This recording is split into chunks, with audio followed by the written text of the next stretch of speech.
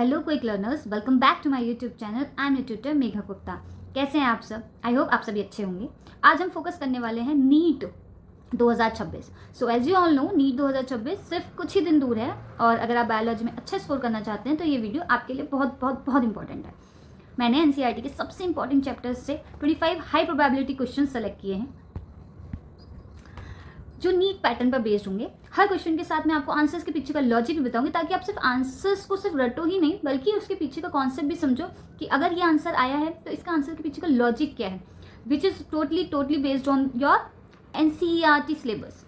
अगर आप नीट 2026 दे रहे हो तो वीडियो को लाइक करो और चैनल को सब्सक्राइब कर लो। Let's start with the very first question. Which statement regarding operon is incorrect. जब आप एग्जाम दे रहे हो सबसे पहली इंपॉर्टेंट चीज़ क्या है कि आप क्वेश्चन को बहुत ज़्यादा ध्यान से पढ़ें और हर एक क्वेश्चन को एक पर्टिकुलर टाइम ड्यूरेशन जरूर दे। Time management is very important in these type of exams. Which statement regarding operon is incorrect. The answer is B, lactose act as corepressor. Many students get confuse between inducer and corepressor. In lactoperon, lactose is equals to inducer. It removes repressor. Transcription start. Co-repressor basically is found in TRP operon. The answer will be D. Lactose act as co-repressor. Next, come to the next question. Which enzyme is not involved in DNA replication? Answer will be D. Peptidal transferase. Peptidyl transferase protein synthesis में काम करता है। किस में काम करता है? Protein synthesis, DNA replication में नहीं। ठीक है, क्योंकि क्या होता है, देखो ध्यान से सुनना। Replication is equals to helicase plus polymerase plus ligase. This is kind of a trick, you need to be prepared. Okay, translation is equals to ribosome plus peptidyl transferase. So which enzyme, question क्या था हमारा कि कौन सा enzyme है जो नहीं involve होता किसमें? डीएनए रेप्लिकेशन में। तो वो कौन सा है? Peptidyl transferase. Okay, next come to the next question. A woman with blood group A marries a man with blood group B. Their child has blood group O. तो answer will be B, which is I B I। ठीक है, child O means blood group O है ना, तो child का blood group जो O है उसका मीन्स क्या है कि जीनोटाइप 2 है। क्या है? जीनोटाइप सेकंड है। 1 I एलील मदर से और एक फादर से आएगा। ठीक है, देयरफॉर क्या होगा कि मदर के पास क्या है? I है और फादर के पास क्या है? I है। ठीक है, तो आंसर क्या हो गया हमारा? B। ठीक है, let's come to the next question. Which one is a living fossil? किसको पता है? जल्दी से आंसर करिए। The answer will be D, all of these. Answer will be D. जैसे क्या होता है, साइकस के लिए क्या है? प्लांट। ठीक है, which is a living fossil? Ginkgo plant, sphenodon for animal, and all of these threes are the living fossils. तो आंसर क्या हुआ हमारा? डी। ठीक है, let's come to the next question. In Hardy Weinberg equilibrium if frequency of recessive allele is 0.2 then heterozygous frequency is. Answer will be B, that is 0.32, यानी कि option number B. क्योंकि Q is equals to 0.2, P की value क्या होती है? 1 minus Q, which is 1 minus 0.2 is equals to 0.8. Heterozygous frequency is equals to 2pq. तो 2 heterozygous frequency का formula क्या था? Equals to 2pq। तो 2 हो गया p और हमारा p की वैल्यू क्या है? 0.8 और q की वैल्यू क्या है? 0.2, विच इज 0.32। ठीक है, जब भी q आपको गिवन है, पहले क्या फाइंड आउट करना है आपको? p, फिर उसके बाद क्या यूज करो? 2pq। आंसर आपके सामने होगा, तो answer will be option B, 0.32। Let's come to the next question. Crossing over occurs between, give the answer. Answer is B, non sister chromatids. ठीक है, कुछ क्वेश्चन ये बेसिकली बहुत ज़्यादा ट्रिकी क्वेश्चन है, क्योंकि बच्चे क्या लगाते थे, सी भी ऑप्शन लगा देते हैं होमोलोगस क्रोमोसोम, बट नहीं, आंसर क्या है हमारे नॉन सिस्टर क्रोमैटिड्स है। क्यों? क्योंकि actual crossing over occurs specifically between non sister chromatids of homologous chromosomes. ठीक है, next question is question number 7, which statement is correct? Which statement out of all these 4 statements, which statement is correct?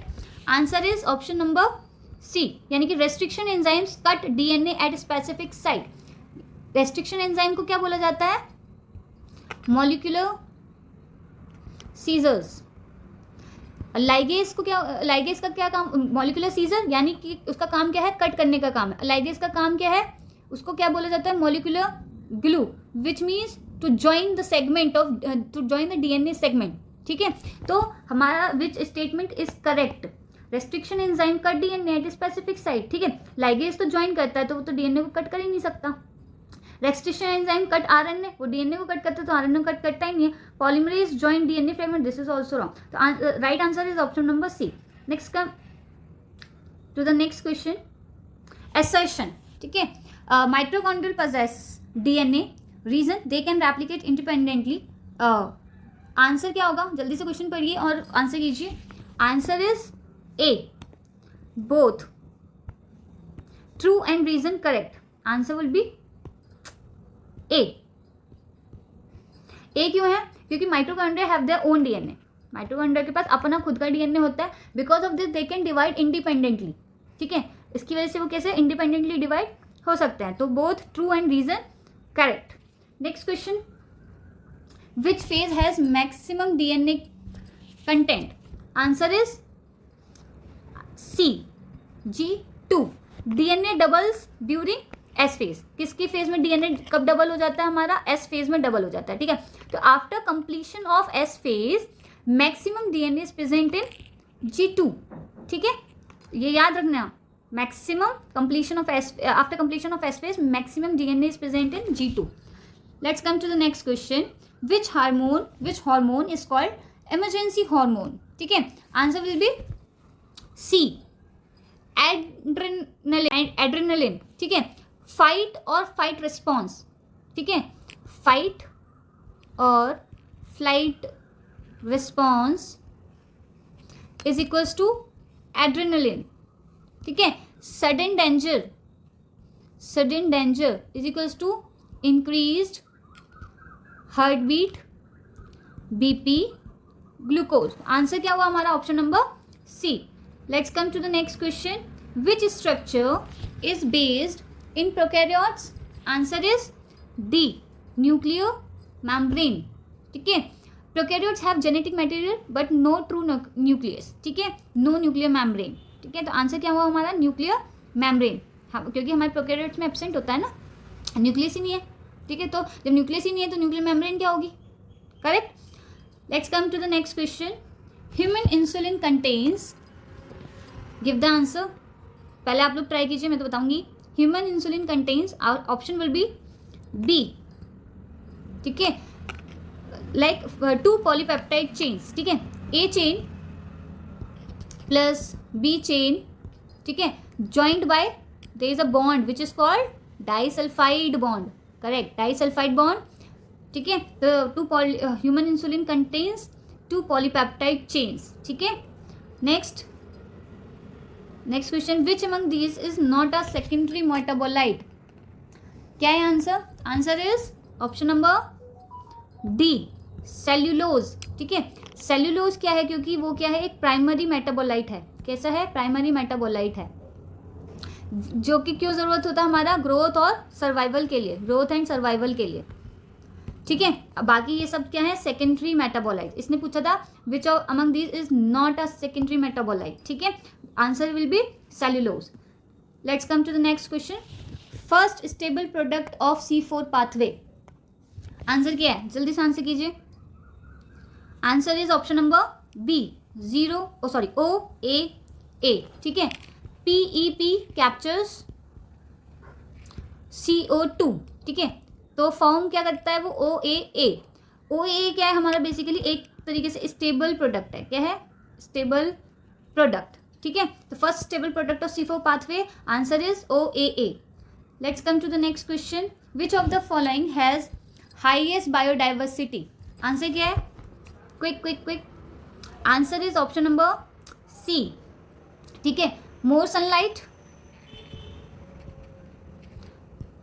More productivity, more specific diversity. ठीक है, therefore tropical region.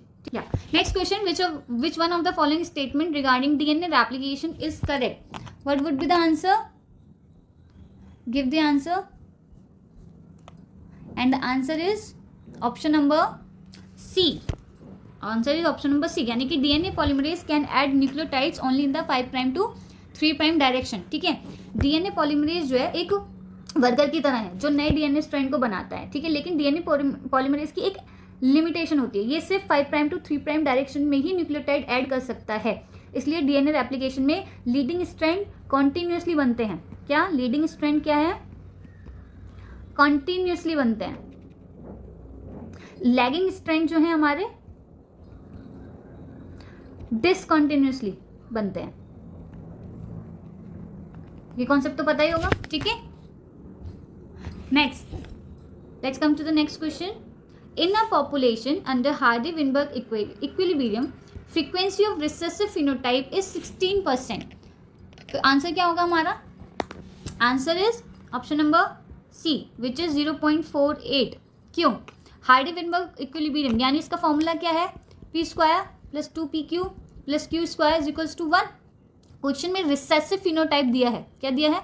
Recessive phenotype which is 16%. ठीक है, तो हमारा क्या दिया है? हमारा recessive phenotype which is Q square. ठीक है, तो क्यू स्क्वायर हमारे पास है 0.16. ठीक है, तो क्यू क्या हो गया हमारा? Under root 0.16. तो क्यू की वैल्यू क्या आ गई? 0.4.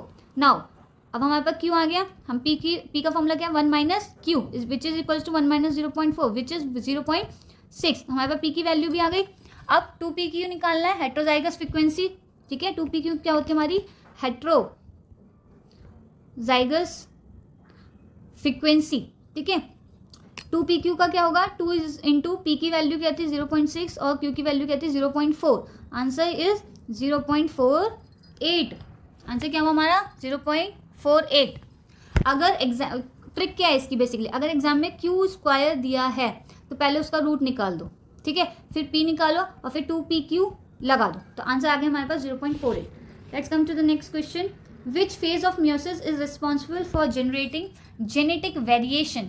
Answer is option number C, pachytene. ठीक है, जेनेटिक वेरिएशन का मेजर सोर्स है क्रॉसिंग ओवर. ठीक है, क्या है मेन सोर्स? Crossing over. ठीक है, तो क्रॉसिंग ओवर कब होता है हमारा? जब पैकाइटिन स्टेज में होता है. वो किसमें? जब पैकाइटिन के स्टेज में होता है, या होमोलोगस क्रोमोसोम अपने जीन्स एक्सचेंज करते हैं. ठीक है, नए जीन कॉम्बिनेशन बनते हैं, इसी वजह से सिबलिंग्स भी एक जैसे नहीं होते. ठीक है, जस्ट लाइक इमेजिन दो स्टूडेंट अपनी नोटबुक्स के पेजेस एक्सचेंज कर लें, अब दोनों नोटबुक्स यूनिक हो जाएंगी. यही क्रॉसिंग ओवर है. ठीक है, तो इसके लिए याद करने की ट्रिक क्या है? Pachytene is equals to pairing complete plus crossing over. तो answer is pachytene. Let's come to the next question. The sequence of components involve in gene expression is, answer is B, DNA से mRNA, mRNA से protein. ठीक है, gene expression का मतलब है DNA की information से प्रोटीन बनाना. ठीक है, तो प्रोसेस क्या है? स्टेप 1 में डीएनए से एमआरएनए बनेगा हमारा. ठीक है, जिस प्रोसेस को क्या बोलते हैं हम? ट्रांसक्रिप्शन. क्या बोलते हैं? ट्रांसक्रिप्शन. ठीक है, और जब हमारा एमआरएनए से प्रोटीन बनता है उस प्रोसेस को हम क्या बोलते हैं? ट्रांसलेशन. ठीक है, इसलिए डीएनए क्या है? Recipe book, mRNA recipe copy and protein final dish, एक तरीके से फॉर एन एग्जाम्पल. और एनसीईआरटी के केस में इस पूरी प्रोसेस को क्या बोला जाता है? Central dogma. क्या बोला जाता है? Central dogma. Okay, let's come to the next question. A dihybrid cross produces a 9:3:3:1 ratio only when? The answer is option number B, genes assort independently. ठीक है, 9:3:3 का जो रेशियो है मेंडल का फेमस रेशियो है. कैसा है, ये तभी मिलता है जब दोनों जीन्स इंडिपेंडेंटली सेपरेट हों, यानी एक जीन दूसरे जीन को इन्फ्लुएंस ना करे, ठीक है। जैसे कि फॉर एन एग्जाम्पल में हम देख सकते हैं सीड शेप या फिर सीड कलर, दोनों इंडिपेंडेंटली इनहेरिट हैं, दोनों इंडिपेंडेंटली इनहेरिट हो, ठीक है। Let's come to the next question, which one of the following is not a function of the liver. Answer क्या होगा, option number D, which is insulin secretion, ठीक है। लीवर बॉडी की केमिकल फैक्ट्री है, liver क्या है, हमारी body की केमिकल फैक्ट्री, एक तरीके से समझ सकते हैं, समझने के लिए बोला जा सकता है, ठीक है। फंक्शंस क्या होता है, ग्लाइकोजन स्टोर करता है, बाइल बनाता है और यूरिया बनाता है, ठीक है। ग्लाइकोजन को स्टोर करने का काम है, ठीक है, bile formation and urea formation, ठीक है। तो आंसर क्या हुआ हमारा, insulin secretion, answer will be option number D. Next question is a restriction enzyme, next question is a restriction enzyme recognizes a DNA sequence that is, answer क्या होगा आपका, option number B, palindromic. Palindromic का मतलब पता है, चाहे आप right to left पढ़े चाहे लेफ्ट टू राइट पढ़े, एक ही चीज़ है। फॉर एन एग्जाम्पल आप नेम के तौर पे देख सकते हैं नितिन, आप चाहे इस डायरेक्शन में रीड आउट करें इसको, चाहे इस डायरेक्शन में रीड आउट करें, वो क्या है, सेम ही, सीधा या उल्टा पढ़ लो सेम ही दिखेगा, तो उसको क्या बोला जाता है, पैलिंड्रोमिक, ठीक है। Next question we have, which statement is correct regarding lac operon, ठीक है। Which statement is correct, option number C, lactose act as inducer, ठीक है। नॉर्मली रिप्रेसर ऑपरेटर पर बैठा रहता है, जीन ऑफ रहता है, ठीक है, पर जब हमारा लैक्टोज आता है तो लैक्टोज रिप्रेसर से बाइंड करता है और जो हमारा रिप्रेसर है वो इनएक्टिव हो जाता है, तो जीन ऑन हो जाते हैं, इसलिए लैक्टोज को इंड्यूसर कहते हैं। क्या कहते हैं, लैक्टोज को इंड्यूसर। जैसे कि क्वेश्चन नंबर 1 में भी हमने ये सब डिस्कस किया था इन अ डिफरेंट वे, ठीक है। तो एक ही तरीके से क्वेश्चन अलग अलग तरीके से पूछा जा सकता है, ठीक है। Next question is the first stable product of C4 photosynthesis is, this question is repeated, answer we have already seen, the answer is option number B, OAA, ठीक है, ऑप्शन नंबर बी, ये क्वेश्चन रिपीट हो गया। Next और OAA की, हाँ इसमें एक नई चीज़ हम पढ़ सकते हैं, बट OAA की फुल फॉर्म क्या होती है हमारी, ऑक्सैलो एसिटिक एसिड, ये बहुत से बच्चों को नहीं पता होता है, तो यहाँ पे हमारे लिए एक नया आंसर मिल गया है कि OAA की फुल फॉर्म क्या होती है, oxalo acetic acid. Last but not the least, we have the question, which is which immune cells are directly attacked by HIV, ठीक है। आंसर क्या होगा हमारा, ऑप्शन नंबर सी, यानी कि हेल्पर टी सेल्स। HIV का फुल फॉर्म क्या होता है, ह्यूमन इम्यूनो डेफिशिएंसी वायरस, ठीक है। ये डायरेक्टली क्या करते हैं, CD4+ हेल्पर टी सेल को अटैक करते हैं, क्या करते हैं, उनको डायरेक्टली अटैक करते हैं, ठीक है। तो helper T cell immune system के कमांडर होते हैं, जब ये डिस्ट्रॉय होते हैं तो इम्यूनिटी वीक हो जाती है, अपॉर्चुनिस्टिक इन्फेक्शंस बढ़ जाते हैं, एड्स डेवलप हो सकता है। तो हमारा आंसर क्या हुआ, answer will be option number C, which is helper T cell. So students, अगर आपने इन 25 क्वेश्चंस को अच्छी तरीके से समझ लिया है तो आपने बायोलॉजी के कई इंपॉर्टेंट कॉन्सेप्ट रिवाइज कर लिए हैं। याद रखिए, NCERT is a king, NCERT is a Bible for NEET biology, ठीक है। लास्ट डेज में नए चैप्टर्स मत पढ़िए, सिर्फ NCERT रिविजन, डायग्राम टेबल्स और प्रीवियस ईयर के कुछ क्वेश्चंस पर फोकस करिए। अगर आप चाहते हैं कि मैं नीट 2026 के लिए टॉप 50 और most expected biology question part 2 लेकर आऊँ, तो कमेंट में लिखिए पार्ट 2 प्लीज, और चैनल को सब्सक्राइब करना मत भूलिएगा। All the best future doctors, मिलते हैं नेक्स्ट वीडियो में, थैंक यू।